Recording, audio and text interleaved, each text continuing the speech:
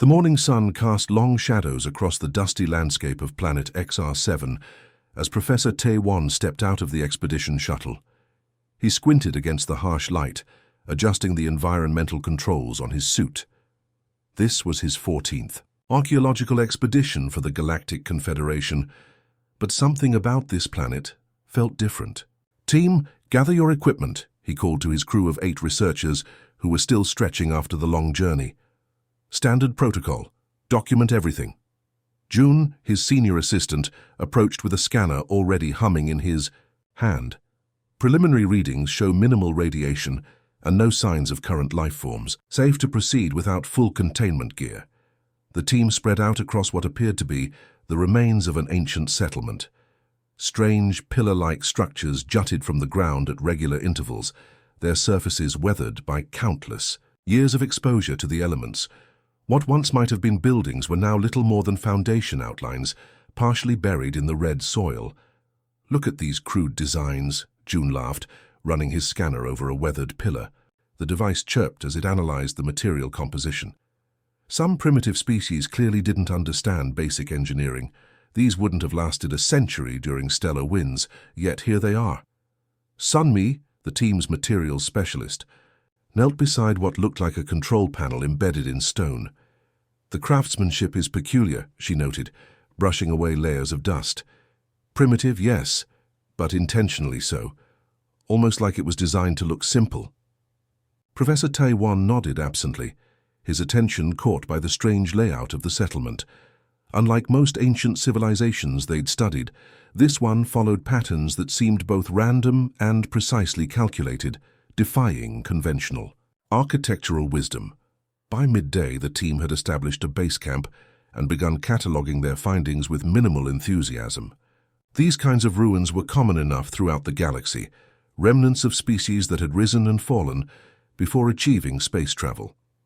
The Confederation valued such discoveries mainly for their anthropological data rather than technological insights.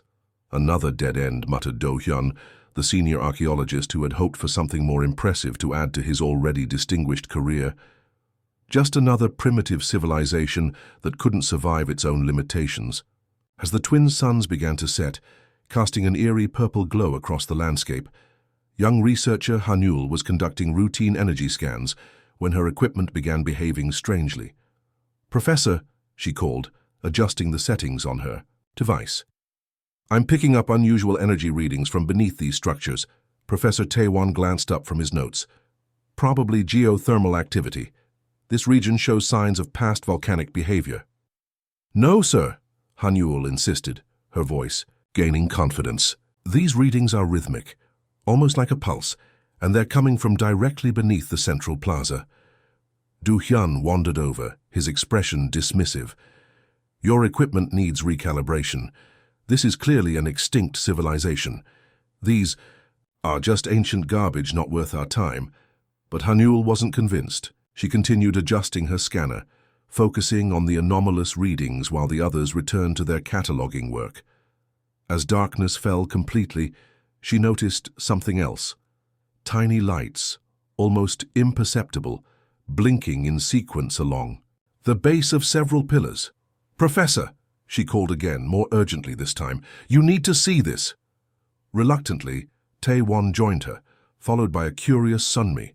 In the darkness, the blinking pattern was unmistakable, deliberate, sequential, and responding to their presence. "That's unexpected," Tae-won admitted.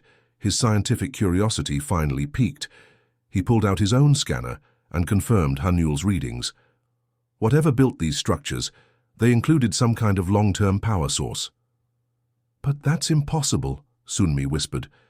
No known ancient civilization had battery technology that could last more than a few thousand years. These ruins are millions of years old according to our initial dating. The team gathered around the central plaza, their earlier dismissiveness replaced by genuine intrigue. June attempted to take samples from one of the blinking pillars, only to find his cutting tools couldn't penetrate the seemingly weathered surface. "It looks like stone," he said, bewildered, "but it's harder than any material I've encountered." As they continued their examination, the ground beneath them vibrated slightly. For a moment, The entire site seemed to hum with hidden energy.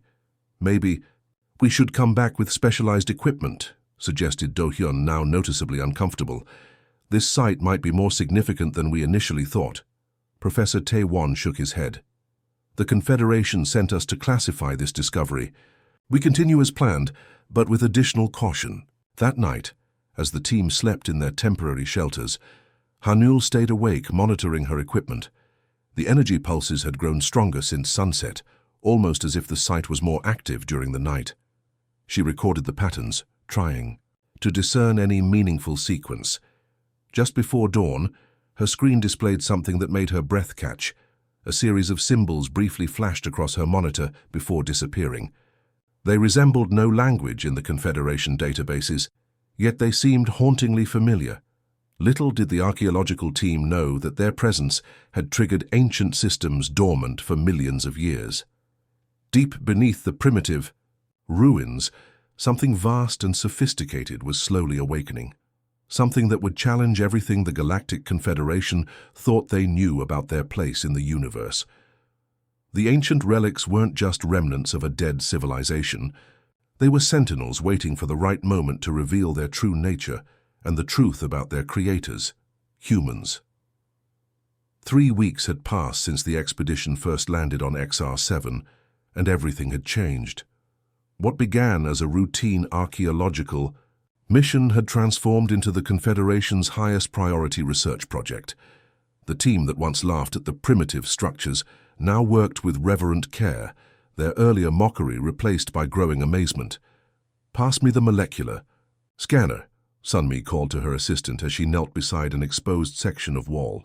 The smooth surface, initially mistaken for simple stone, now revealed complex patterns under specialized lighting.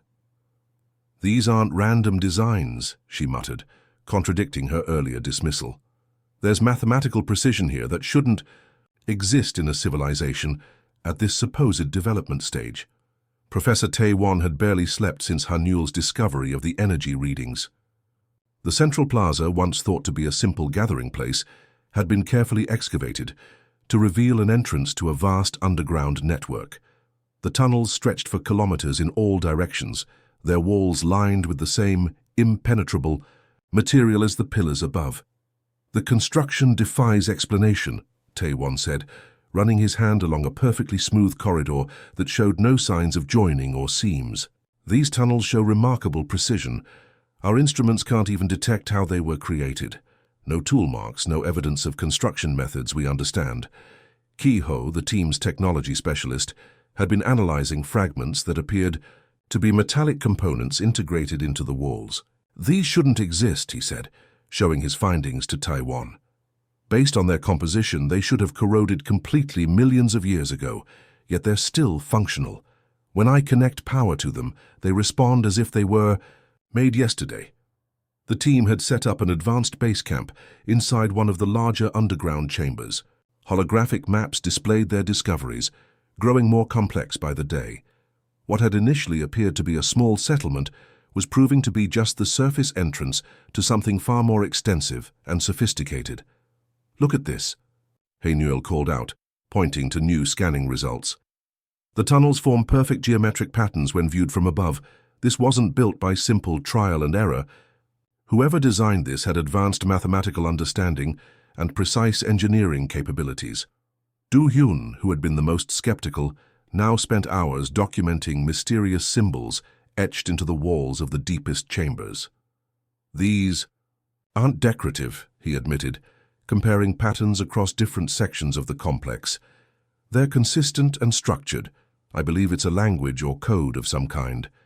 The expedition's AI had been continuously analyzing the symbols, but still couldn't match them to any known ancient language in the Confederation database. "The patterns suggest information storage, rather than merely aesthetic or religious purpose," the AI reported, "but the encoding method is unlike anything in our records." As the days passed, the team ventured deeper into the complex, discovering chambers that seemed designed for specific purposes. One contained what appeared to be control panels, though they remained dormant despite attempts to activate them. Another held rows of cylinder-shaped objects that resonated when scanned with certain frequencies. Perhaps we've underestimated whoever built these relics, Taewon admitted reluctantly, as he recorded notes in his personal log. This level of architectural planning suggests a civilization far more advanced than the surface structures indicated. It's almost as if they deliberately disguised their true capabilities. The most puzzling discovery came when the team uncovered a central chamber larger than all the others.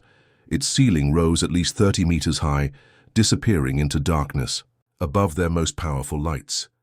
The walls were covered in intricate patterns that seemed to shift slightly when viewed from different angles. "It's like a giant machine," whispered June as they stood in the chamber, their voices echoing strangely. But what was it for? And why build it here, on this unremarkable planet? Sunmi had been collecting soil samples from various depths and found something unexpected. The deeper layers show evidence of catastrophic events, massive energy releases that should have destroyed any structures.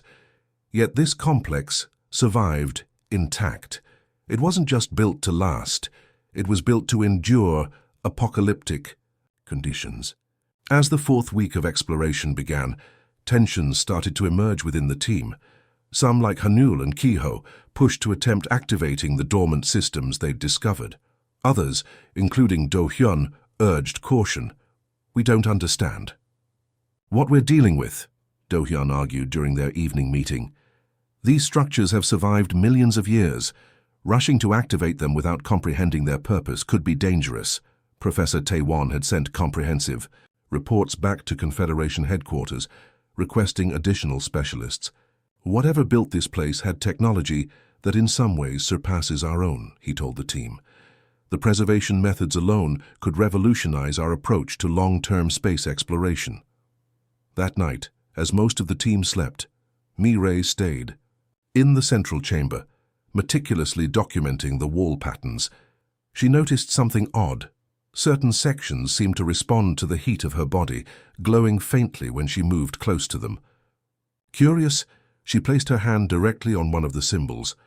Nothing happened immediately, but as she continued her work, she failed to notice subtle changes occurring throughout the chamber. The air pressure shifted slightly. Dust that had settled for eons began to vibrate almost imperceptibly. Deep within the structure, ancient systems that had waited patiently for the right trigger began their wake-up sequences. The next morning, Kiho discovered that his instruments were picking up new energy signatures. "Something's changed," he told Taewon excitedly. "It's like the whole complex is waking up bit by bit." Professor Taewon looked around at the mysterious chamber with a mixture of scientific curiosity and growing unease. They had come looking for primitive relics of a forgotten species. Instead, they had found something that challenged everything they thought they knew about technological development in the galaxy. "Whatever built this," he said quietly, "wanted it to be found eventually. We're not just studying this place. I think in some way it's been studying us all along." None of them realized just how right he was, or how completely their understanding of galactic history was about to change. Mireille's fingers trembled slightly as she traced the sequence of symbols she'd been cataloging for days. The central chamber had become her second home, its walls covered with patterns that seemed to shift and change depending on the light, the time of day, and sometimes, though she hadn't shared this observation with the others, her own mood. "I think they're meant to be touched in sequence," she said to herself, comparing her notes from the previous night. The faint glow she'd noticed had appeared several more times, always in response to direct contact. She'd mapped out what looked like a deliberate pattern across one section of the wall. Outside the chamber, the rest of the team was engaged in their usual morning activities. Professor Taewon was reviewing overnight sensor data, frowning at the unexplained energy fluctuations that had become more frequent. Hyun-woo was carefully excavating a new section of corridor they'd discovered the previous day. The others were scattered throughout the complex, each focused on their specialized research. Mireille took a deep breath and placed her palm firmly against the first symbol in the sequence she'd identified. It glowed brighter than before, emitting a soft humming sound. Encouraged, she moved to the second symbol, then the third, following the pattern she believed she'd decoded. When she pressed the final symbol, a deep rumbling vibrated through the entire chamber. The ground trembled beneath her feet. "What did you do?" shouted Hyunwoo, rushing in from the corridor, his face pale with alarm. Before Mireille could answer, a section of the seemingly solid wall beside them slid open, revealing a hidden compartment. Similar openings appeared throughout the chamber, seamless doors materializing where only solid surfaces had been visible before. "Professor," Mireille called into her communicator, "something's happening in the central chamber." The rumbling intensified. Throughout the complex, the archaeological team dropped their equipment and rushed toward the central chamber, their scientific curiosity temporarily overwhelmed by more primal instincts of fear and awe. Professor Tae-won arrived breathless, his eyes widening as he took in the transformation occurring around them. The dull, dusty surfaces of the chamber were coming alive with light, patterns of illumination spreading across the walls like flowing water. "Everyone stay calm," he ordered, though his own voice betrayed his excitement. "Document everything. This is what we've been waiting for." From the newly revealed compartments, strange devices emerged, sleek, metallic objects that hovered unsupported in the air. They arranged themselves in a circular pattern at the center of the chamber, spinning, slowly as if warming up after eons of dormancy. "Initiating reconnection protocol," announced a synthetic voice that seemed to come from everywhere at once. The team froze, staring at each other in disbelief. The language was perfectly understandable, an ancient form of the common galactic tongue, but recognizable nonetheless. "Did that thing just speak?" whispered June, his scanner forgotten in his hand. Before anyone could respond, the floating devices at the center of the room projected beams of light upward. The beams coalesced, forming a massive three-dimensional display that filled the upper portion of the chamber. It showed what appeared to be a star map, but with configurations nobody recognized. "That's not right," said Sunmi, who had specialized in stellar cartography before joining the expedition. "Those star positions, they're millions of years. Hold, that's how the galaxy looked when this place was built." The display shifted, fast-forwarding through eons of stellar movement until it matched the current configuration of the galaxy. Thousands of points of light blinked into existence across the map, each marking a location on different planets. "Those are other sites," breathed Hanul, understanding dawning on her face. "Other installations like this one." The synthetic voice spoke again. "Network re-establishment in progress, 57% of monitoring stations responding, updating stellar drift calculations, beginning synchronization of historical archives." Enormous screens activated around the walls of the chamber, each displaying cascades of information too fast for any human eye to follow. The air filled with an unfamiliar energy that made the hairs on everyone's arms stand on end. "These aren't primitive relics," whispered Hanul, her voice filled with wonder. "They're part of something much bigger, a network spanning the entire galaxy." Kiho had managed to connect his analyzer to one of the data streams. "This is impossible," he said, staring at his device. "The information density is beyond anything our technology can handle. And it's old, incredibly old, but somehow still functional." Du-hyun, who had been the most skeptical throughout the expedition, stood motionless, his worldview visibly crumbling before this undeniable evidence. "Who could have built this?" he finally managed to ask. "No species in Confederation records had this level of technology, especially not millions of years ago." Professor Tae-won moved cautiously toward the center of the room, where the holographic display continued to show the activation of sites across the galaxy. Some points of light remained dark, presumably representing installations that had been destroyed or damaged over the millennia. "Whatever civilization created this," he said quietly, "they weren't just advanced. They were thinking on a timescale we can barely comprehend. They built this to last for millions of years and activate when found by another intelligent species." As the team watched in amazed silence, the central display changed again, showing a series of images, lush landscapes, towering cities, strange vehicles that moved through air, water, and space with equal ease. They glimpsed beings walking among these structures, bipedal with an oddly familiar silhouette. "Are those—" Sunmi couldn't finish her question. The final image expanded to fill the entire display. A blue-green planet orbiting a yellow star, with continents in configurations no one recognized. Connection established with Central Archive, the synthetic voice announced. Preparing historical. Orientation for new sentient contact. Welcome, descendants, the legacy of Sol awaits. Mireille looked at Professor Taewon, her eyes wide. Sul? Isn't that a mythological name from the ancient tales? Before he could answer, the floating devices rearranged themselves, forming a new pattern. Light coalesced between them, gradually taking the shape of a figure. It was clearly a projection, but so detailed it appeared almost solid. The figure looked remarkably similar to their own species, yet with subtle differences, different facial structures, slightly different proportions. It wore simple clothing of an unfamiliar design, and regarded them with an expression that somehow conveyed both ancient wisdom and newborn curiosity. "Greetings," it said, its voice warmer and more natural than the synthetic announcements that had preceded it. "I am an interface designed to communicate across species barriers. You have successfully activated monitoring station XR7. After millions of years of dormancy, the human network welcomes you." "Human?" repeated Professor Taewon, the word feeling strange on his tongue. "As in the mythological species, the ancient ones?" The holographic figure smiled, a gesture unsettlingly familiar across the gulf of time and evolution. "Not mythological," it corrected gently, "just long departed from this galaxy. My creators have left me to tell you their story, and perhaps, if you are ready, to help you find them." The holographic figure stood before them, its presence filling the chamber with an otherworldly glow. Despite its translucent appearance, it moved with lifelike fluidity, gesturing with hands that seemed almost solid.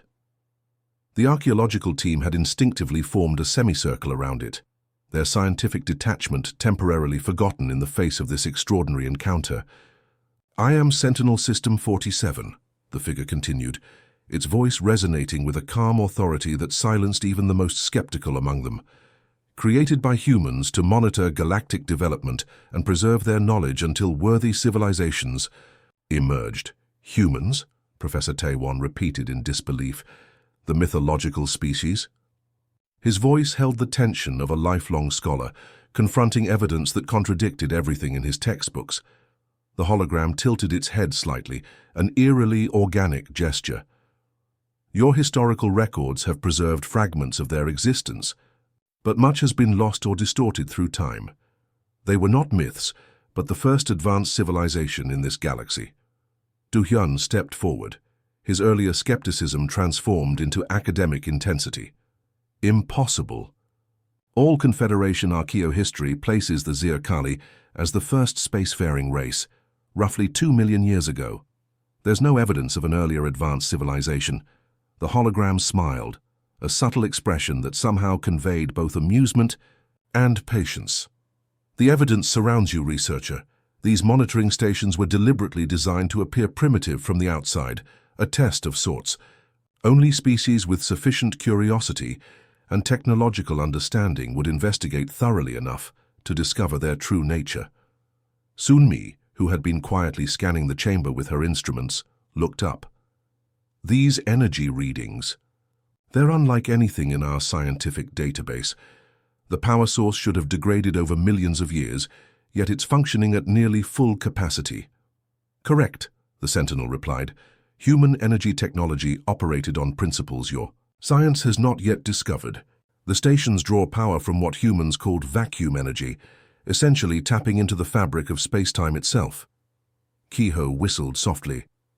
"That's theoretically possible according to our physics, but we've never managed to harness it efficiently." "You're saying humans mastered this? When?" "Approximately 12 million years ago by your calendar," the hologram stated matter-of-factly. A stunned silence fell over the group. The timeline the Sentinel suggested predated their oldest historical records by tens of millions of years.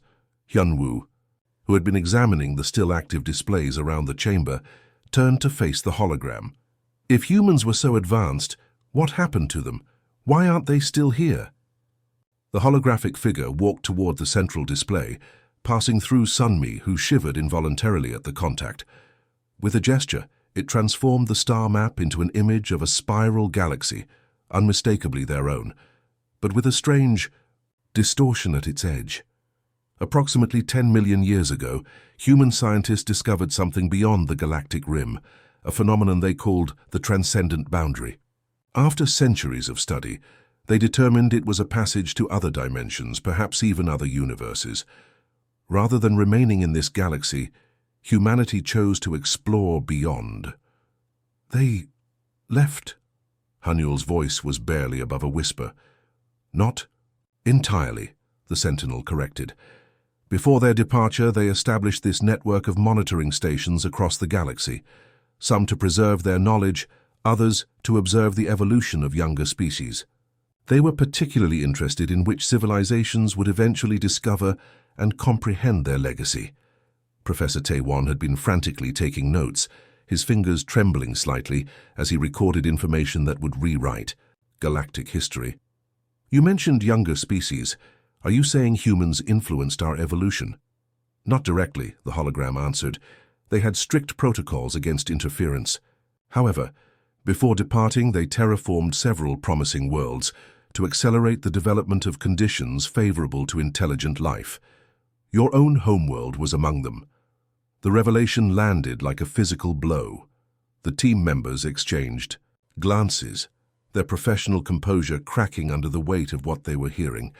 So everything we thought we knew about our origins, Mireille began, is incomplete, the Sentinel finished for her. But not wrong. Your species evolved naturally.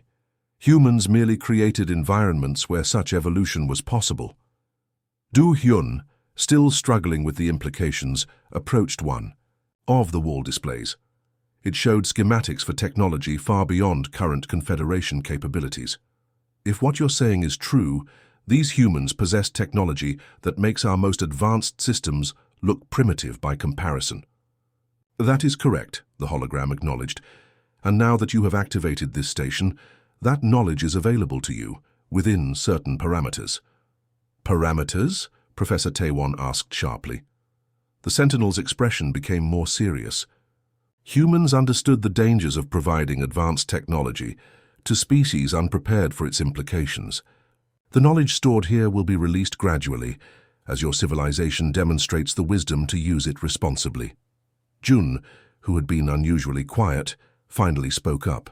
How are we supposed to prove ourselves to a computer program left behind by a species that abandoned the galaxy millions of years ago? For the first time, the hologram's expression showed something like emotion, a flash of what might have been sadness. They did not abandon the galaxy. They evolved beyond it, and I am not merely a computer program. I contain the digitized consciousness, patterns of 73 human volunteers who chose to remain behind as guides. This revelation stunned the team into silence once more. The implications were staggering. They weren't just interacting with an advanced AI, but with the preserved minds of an ancient species.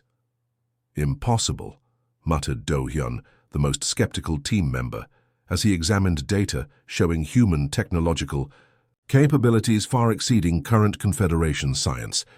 Everything we thought we knew about galactic history is wrong. Not wrong, the Sentinel corrected gently. Incomplete. And now, you begin a new chapter in that history. The hologram walked to the center of the chamber, the light pulsing around, it growing stronger. The activation of this station has already sent signals to others across the galaxy. After millions of years of dormancy, the human network is reawakening. Your discovery here today doesn't just change your understanding of history, it will transform your future. What exactly is stored in these archives? Professor Taewon asked, his scientific curiosity overcoming his shock. Everything, the Sentinel replied simply. Human art, literature, philosophy, science, technology, the complete record of a civilization that spanned 2 million years of development before leaving this dimensional plane. Haniul stepped forward, her expression earnest. And they left all this behind, and for us, for species they never even met? The hologram's expression softened. Humans had a saying, knowledge not shared is knowledge wasted. They believed that evolution, both biological and technological, was the universe's greatest achievement. They left these archives as, I believe the closest translation in your language would be a gift to their cosmic children. As the team tried to process this extraordinary statement, the chamber lights pulsed once more, and new displays activated along the walls. They showed images of human achievement, vast cities that floated among clouds, starships that dwarfed anything in the Confederation fleet, and glimpses of beings that had clearly begun as biological humans but had evolved into forms of energy and light. "This is only the beginning," the Sentinel said, watching their awestruck faces. "The question now is, are you ready to receive their legacy?" 6 months had passed since the activation of monitoring station XR7, and the galaxy had forever changed. What began as a routine archaeological expedition had triggered a chain reaction that reverberated through every aspect of Confederation society. The laughter that once greeted the primitive relics had been replaced by reverence and wonder as the true nature of humanity's legacy unfolded. June stood before the Galactic Council, his once casual demeanor now replaced by the confident stance of someone who had glimpsed wonders beyond imagination. The vast chamber held representatives from over 300 species, all gathered to hear the latest discoveries from what was now called the Human Legacy Project. "The fourth archive activated last week," June explained, gesturing to the holographic display behind him. It showed a massive structure emerging from beneath the ice of a distant moon. Like the others, it contained specialized knowledge, in this case human biological sciences, and their understanding of consciousness. The council chamber hummed with excited whispers. Every new archive brought revelations that challenged fundamental assumptions about the universe. "What have we learned about human origins?" asked the Thalasian representative, her multifaceted eyes reflecting the light from the display. June nodded to his assistant, who changed the display to show a blue-green planet. "Earth, their homeworld. Our research teams have located it in what humans called the solar system. It's uninhabitable now, orbiting a star that has grown hotter over millions of years. But we've found evidence confirming the Sentinel's claims about human evolution and development." Back at the original discovery site, Professor Taiwan led a team of over 200 researchers from across the Confederation. The once modest camp had evolved into a sprawling research facility, with laboratories and living quarters extending across the planet's surface. XR7 had been officially renamed First Contact in honor of its significance. The translation algorithms improved daily, Taiwan told a group of visiting dignitaries as they toured the central chamber. "We've now deciphered approximately 8% of the human archives, enough to revolutionize 12 different scientific fields already." In his private quarters that evening, Taiwan reviewed his personal journal, still amazed at how dramatically his life had changed. From a respected but conventional archaeologist to perhaps the most important scientific figure in Confederation history, all because they had looked beneath the surface of what appeared primitive. "Human medicine alone has advanced our understanding. By centuries," he dictated into his recorder, "their grasp of genetic manipulation has already led to cures for 3 previously terminal conditions, and yet we've barely scratched the surface of what they knew." Across the galaxy, researcher Sunmi led an expedition to activate another recently discovered monitoring station. Unlike the first discovery, this one had been identified immediately through its distinctive energy signature, a pattern they now recognized as uniquely human in origin. "Ready for initialization," she called to her team, who had positioned themselves at key points throughout the structure. Unlike the first activation, which had happened by accident, they now understood the precise protocols required. When the station awakened, its holographic guardian appeared immediately as if it had been expecting them. "Greetings, Seekers," it said, using the formal Confederation language. "Station 116 acknowledges your arrival. The physics archive is now accessible to qualified researchers." Sunmi couldn't help but smile at how routine such extraordinary encounters had become. 6 months ago, the appearance of a holographic entity containing the consciousness patterns of long-vanished humans would have been shocking. Now it was simply another Tuesday. On the Confederation capital world, Do-hyun, once the expedition's greatest skeptic, addressed the premier scientific academy. The chamber was filled beyond capacity, with attendees standing in the aisles and watching via holographic projections in adjoining rooms. The humans predicted this moment, he told the captivated audience. They left specific instructions for species that reached our level of development. The archives contained technological blueprints for what they called transition technologies, advancements specifically designed to bridge the gap between our current capabilities and their more advanced concepts. A young student raised her hand. Is it true that humans could transfer their consciousness between biological and synthetic forms? Du-hyun nodded. The evidence suggests they reached a point where the distinction between organic and technological became meaningless to them. Their final evolutionary stage appears to have transcended physical form entirely. Throughout Confederation space, the impact of human legacy grew daily. Art and culture experienced Renaissance movements as creators incorporated newly discovered human aesthetic concepts. Educational systems underwent complete restructuring to accommodate the flood of new knowledge. Religious institutions grappled with revelations that sometimes confirmed and sometimes challenged their most fundamental beliefs. Not everyone welcomed these changes. Protests occasionally erupted on more conservative worlds, with demonstrators carrying signs warning against dangerous alien influence and contamination of pure Confederation culture. But such resistance was increasingly viewed as a quaint anachronism as the benefits of human knowledge became undeniable. Hanul, who had been among the first to detect the energy signatures on XR7, now led the most ambitious project of all. Following coordinates discovered in the third archive, she commanded an expedition to the very edge of the galaxy, where humans had apparently established their final and greatest creation before departing dimensional space. Approaching final coordinates, her navigator announced, as their research vessel decelerated from faster-than-light travel. Sensors detect something massive ahead. The bridge fell silent as the view screen adjusted to show what waited for them.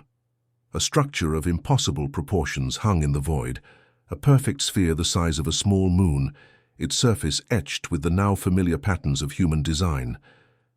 As they watched in awe, lights began to appear across its surface, spreading in waves as if the structure was awakening from a long slumber. "We're being scanned," reported the ship's engineer, her voice hushed with wonder. "The energy signature is unlike anything we've encountered, even from other human relics." Hanul stepped forward, her heart racing. This moment, this exact moment, was what she had dreamed of since that first discovery. "Open a communication channel," she ordered. "Standard greeting protocol." Before her communications officer could comply, the view screen changed. The image of the massive station was replaced by a field of stars, then by the face of a being that resembled the human holograms they had encountered, yet somehow more evolved, its features subtly altered in ways that suggested both great age and timeless youth. "Welcome, children of the stars," transmitted a voice that seemed to bypass their communication systems and speak directly to their minds. "You have found your way home." The massive station's outer shell began to part like the petals of a flower opening to the sun, revealing a dazzling core of energy and light.